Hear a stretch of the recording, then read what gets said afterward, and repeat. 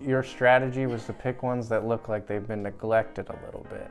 Oh, I see. So you wanted me... That means you didn't like them now that I'm thinking it through. That did mean that I didn't like them, or that they weren't really that good, so good job there.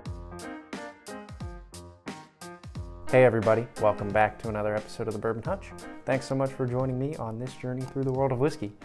So today we get to do something that I basically never get to do, and that is a true double blind. So I have my lovely fiance here in town visiting, and asked her to put together a double blind for me of literally anything from my collection. So I have no idea what these 4 whiskeys are. They could be one of, I'm not sure how many bottles I have, but it's probably over 100. So my chances of even getting close to guessing any of these are pretty slim. But I am super excited because it's just a great opportunity to test my palate and see if maybe 1 or 2 of these are ones that I haven't tasted in a while, maybe thought differently of, and if new flavors, new opinions arise from this experience. I have literally no other information to share with you because I don't know anything about what whiskeys are in front of me. So we'll just work our way. We'll call this glass A and this will be glass D all the way down at the end, and we'll go through it and we'll taste it. I'll probably be putting up for each of these glasses what they are, so you'll know, but I won't know.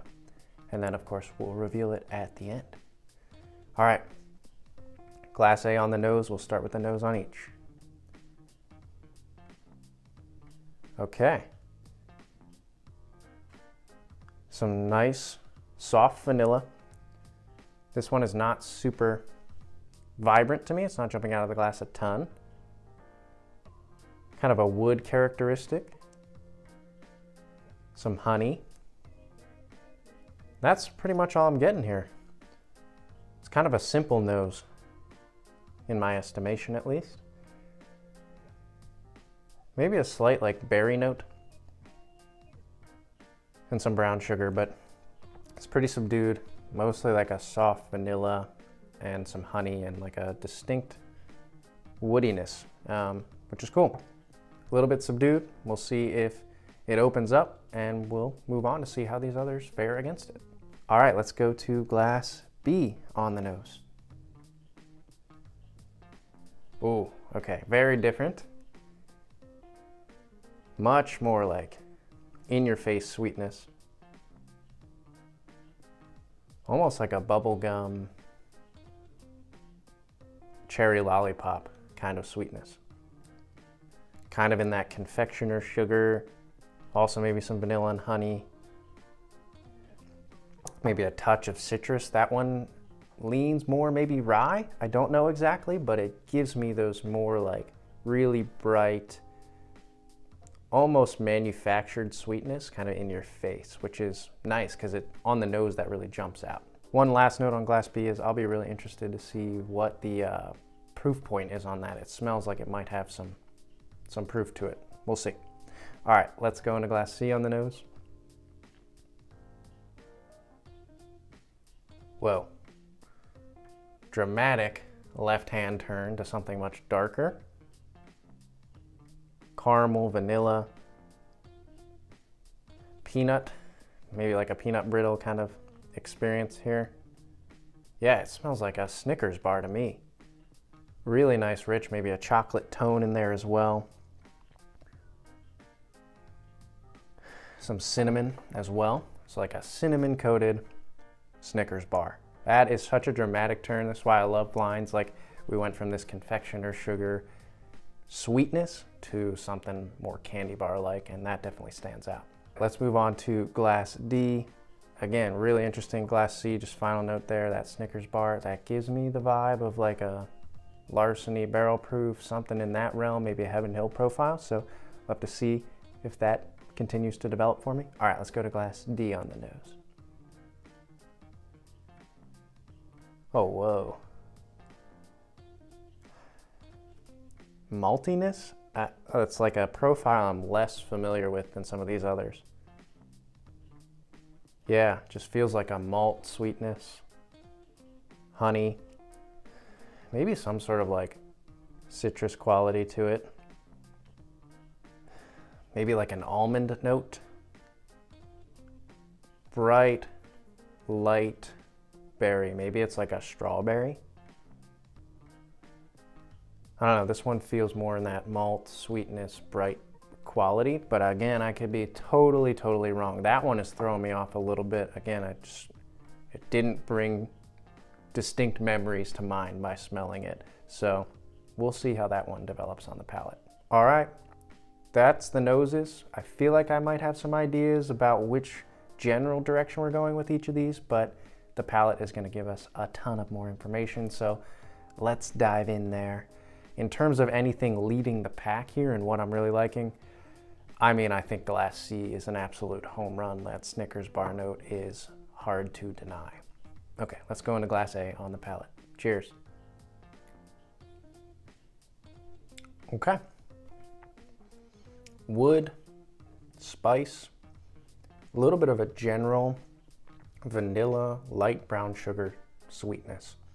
Just like the nose was giving me, this one is relatively subdued as a sip. Very easy to sip on. Nice. What does kind of linger is that like general sweetness, that vanilla, maybe a touch of honey, but it's pretty subdued overall, not a lot of vibrant flavors. This one makes me think of the Blanton's that I have, which has a distinct wood quality and more of a honey and light vanilla note, but not much more than that. So I could be totally wrong on that, but maybe I'm nailing it. Who knows? We'll find out in probably about 20 minutes. All right, I'm gonna get some water, then let's go to Glass B. All right, let's go to Glass B on the palate. This is our brightest nose. Oh yeah, I was right, that's got proof on it. That is in your face. More of that cherry lollipop, but it's more spicy, more oak on the palate for me. But then it's still got that really nice sweetness. I don't know if it's like green apple, something like that mixed in there. But the palate was a lot more robust maybe than the nose gave off, which was very bright. And then, yeah, just a little bit of lingering spice, and I'm still getting a lot of that like cherry lollipop sweetness sticking around for the finish. So I've got two ideas coming to mind for this second one. My gut tells me it's a rye because of those sweeter, brighter flavors that I'm getting. One is the Jack Daniel's single barrel proof rye that I have, which is more high proof and high octane.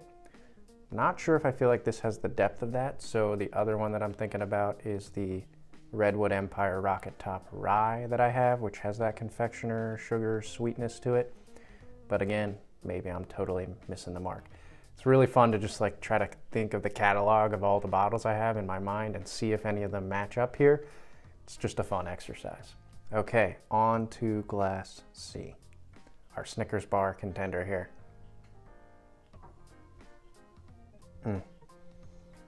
That one also has some proof on it. Robust, very cinnamony, very peanut brittle, chocolate, caramel, almost caramel sauce. Yeah, and then that peanut butter, peanut brittle thing sticking around, which is great. And it really jabs your palate with that cinnamon spice as well. This one is no doubt about it, aggressive in your face whiskey with tons of flavor. That one is a standout. That one is really good. Again, it makes me think of Larceny Barrel Proof, somewhere in that range, which I usually get some of that candy, Snickers bar, and cinnamon. So that's what's coming to mind immediately for that. So we'll see if we're right. I don't know what batch. They all kind of mingle in my mind, but we'll see if I can narrow down to a specific batch as a guess by the end of this. Last but not least, moving on to Glass D here. The confusing one. We'll see how it goes on the palate. Cheers. Yeah, still getting thrown off by this. It's so smooth. It's very sweet. Again, I get that like malty sweetness. There was a little bit more spice on the back end than I was expecting, kind of like a baking spice element to this. But it's kind of creamy and smooth and easy to sip on. And then you get that malt sweetness, maybe a little bit of that like strawberry experience. For some reason, yeah, the other ones have some layer of like maybe astringency or spice or punch, and this one is mostly that sweet, smooth experience overall. So again, that's a profile I feel like I'm less familiar with. Maybe it's one I haven't tasted in a really long time, or maybe I'm just totally blanking on what that could be, but it is not bringing to mind anything from my collection.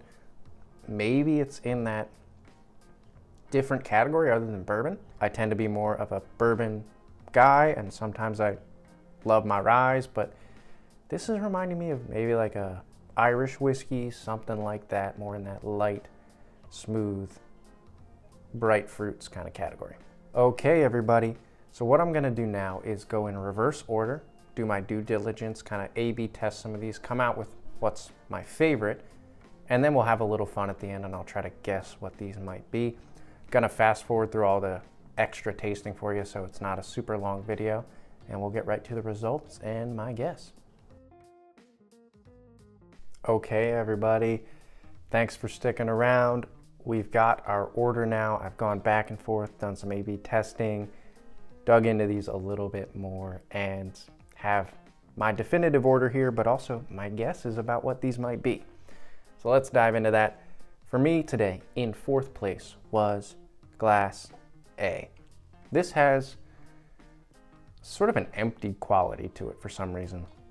It's got wood, a little bit of orange citrus developed on it, which was nice, honey, vanilla, but it really just lacks any distinctive character that made me think, oh, that's really good, that's grabbing me.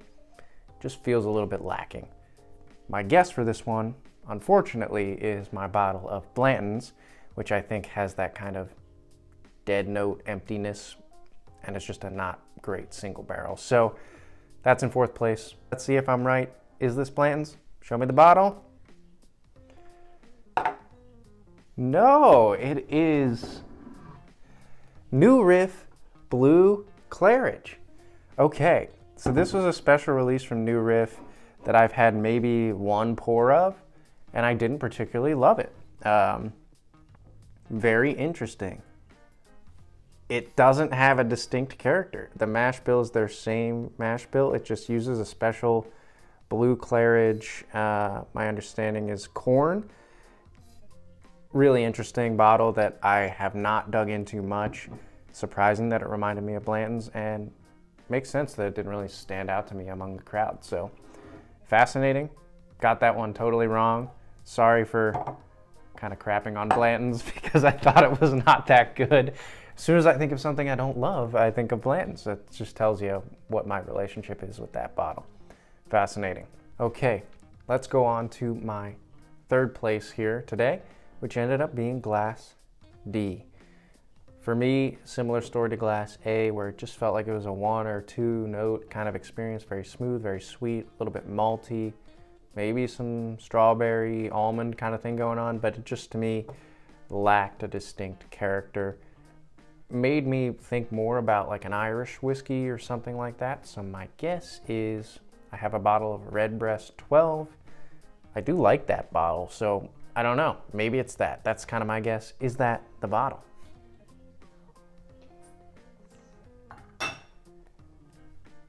Oh my gosh. You gave me my infinity bottle. That is hysterical, and it's so funny.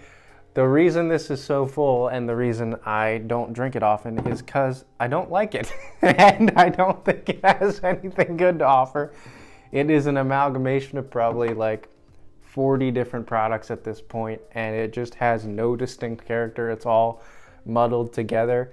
It's kind of like a color palette when you like mix together all the vibrant yellows and greens and reds and blacks and browns and grays, and like everything gets mixed together. It just becomes brown and boring. That's my infinity bottle. So, wow, that makes a lot of sense. I'm sorry I dissed the Redbreast 12 name. I do really like that bottle, but it just speaks to me of like a simple, smooth, non-distinct kind of experience. But man, my infinity bottle is not that good. So I need to work on that for sure.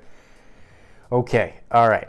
Let's move on to 2 other whiskeys that were actually pretty dang good today. And these are the ones that had more distinct character and that I really enjoyed. Okay, so for me, in second place, which will reveal first place, but we'll just do second place first, was Glass B. This one had that sweet pop of like cherry lollipop, confectioner sugar, very in your face with that sweetness, and that carried through to the palate. Over time, I didn't think it had as much proof as the Jack Daniel's single barrel like I thought. So my guess was the Redwood Empire Rocket Top Rye. I also know that my fiance loves Redwood Empire, so maybe a little bit of psychoanalysis going on there. But was I right? Is this correct? Is that the bottle? What in the world is this? Kirkland single barrel, again, a bottle I've had like one sip of, and okay, so it is 1792 product, Barton Distillery, which can sometimes give me that like distinct like cherry note, which is kind of cool. But man, I had no idea this was this sweet and vibrant.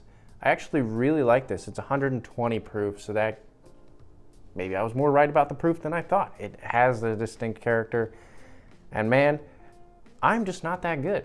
My palate, apparently I can't guess things very well. I mean, this was pretty much an impossible challenge, but I feel kind of stupid right now thinking Blanton's, Redbreast, Rocket Top Rye. Wow, I'm just a fool right now. Maybe the last bottle will redeem me. All right, my winner today, Glass C.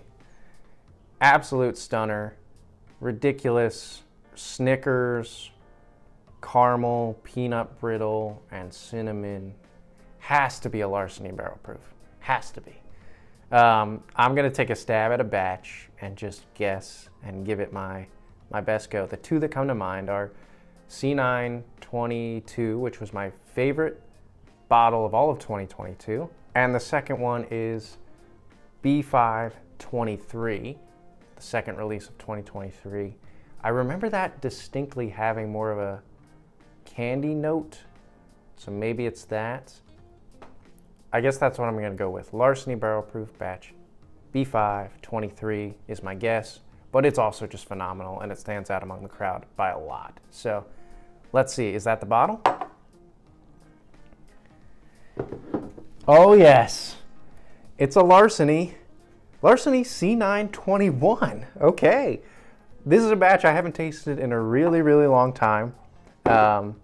Just kind of sits back there and I don't really taste it very often, but man, that stuff is good. Especially among this crowd, it really stood out as a quality bourbon for sure. Really, really good. I am glad that I was able to at least get something right here and give you guys a Larceny barrel proof that I predicted. Tough to get the exact batch right, but I'm a little bit proud of myself. Maybe I'm a little bit redeemed by getting at least one of the options right in terms of the family and the line that it's part of. Okay, just reveals to you how hard it is to do true double blinds and also how much I need to continue to refine my palate. I had no idea what most of these were. Also, not gonna say it, but Caitlin, you pick some weird ones that I don't really use very often. So it made this quite fun, quite difficult, and just kind of an adventure. Okay, everybody. Thanks so much for sticking around to this point in the video. It's probably been a long one, but had a lot of fun. Hope you guys get the chance to do something like this with your own collection soon and just see where you're at with different bottles and where your palate is at. Till I see you guys again for another video, all I can say is keep drinking good whiskey and cheers. Honey, what did you do? You put my infinity bottle in here? Yeah, that was awesome. It's so bad. It's just nothingness. It's better than the new riff. It's just sweetness. The new riff, this is my least favorite new riff I've ever tasted. How did you just pick this one? I'm sorry. You No, said anything. no, not, you don't have to be sorry, but you just picked these ones that I have like so little familiarity with. And this Kirkland single barrel, I haven't even reviewed it on the channel. I didn't know what I thought of it. Is that bad? No, it's not bad. It's just like, what is this? Like, how did I think this was a rye? What? Well, I'll tell you that my strategy was to pick ones that look like they've been neglected a little bit. Your strategy was to pick ones that look like they've been neglected a little bit. Oh, I see. So you wanted me... That means you didn't like them now that I'm thinking it through. That did mean that I didn't like them, or that they weren't really that good, so Well, good all job of there. them- Hey, the larceny, though. I picked larceny because I knew that's your favorite. But did you think it was a neglected batch, or did you just It was think... just the most full of all of your larcenies.